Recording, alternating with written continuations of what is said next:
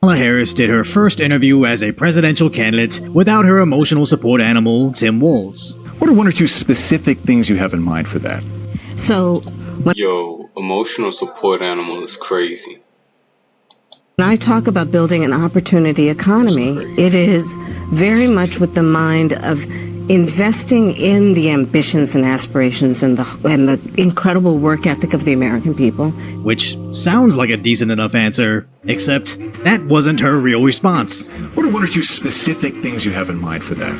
When I talk about building an opportunity, I grew up a middle-class kid. My mother raised my sister and me. She worked very hard. Which is just more Kamala Harris nonsense, as it's the same response she gave at the debate. When it comes to the economy, do you believe Americans are better off than they were 4 years ago? So I was raised as a middle-class kid. And as bad I was raised as a broke ass kid. That's who we wanna be heard from. You feel me? We now get into middle class cause niggas did shit different. I don't wanna hear from a motherfucker who was born into middle class. That's just my piece. as having a candidate that literally only has 2 or 3 statements they randomly read off whenever asked a question, it's still infinitely better than when she weirdly repeats the question, repeats that sentence that sounds like she's speaking in a gypsy curse, then caps it off with her signature Kamala cackles. And the only time she could refrain from doing that is when the news network actually edited the interview, as Tom Elliott found the original interview shown on their website wasn't the same interview they broadcast on television, which is awfully similar to how CNN had to edit her only other interview with Tim Walz, cutting out over half the conversation, which was the same with this interview. Pleasure to meet you. Thanks for your time today. Our audience appreciates your time. Of course. As we super fast forward through all the footage they uploaded, which this might even be an edited version of the interview. Thank you, Brian. so much. Thank you. Thank you. It was only 11 minutes, and the stuff they still kept was nonsense. New ideas. Yo, what the fuck am I living in right now, bruh? I remember niggas used to preach about voting to me, cause it actually meant something.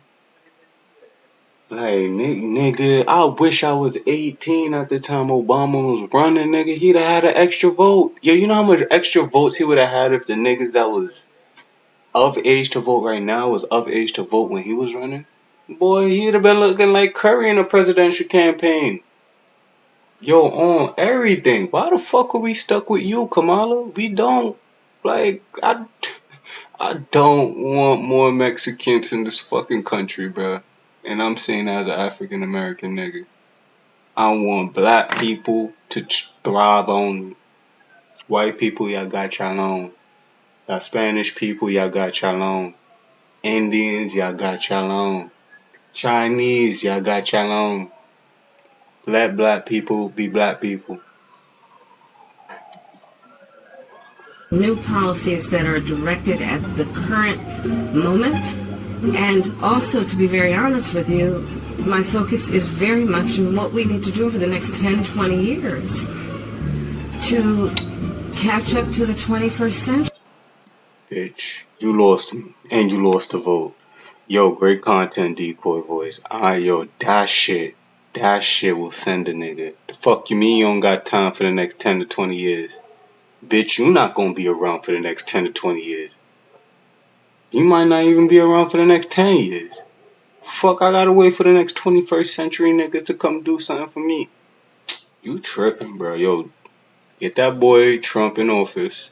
I'm gonna publicly say it. I'm an African American male. Do not want Trump in office, but if this is the options we have, go sign that boy Trump to a 10-year contract until the Democrats figure the fuck out what they want to do. That's how I'm feeling right now. Cause 10 to 20, 10 to 10, go fuck yourself, Kamala. For real.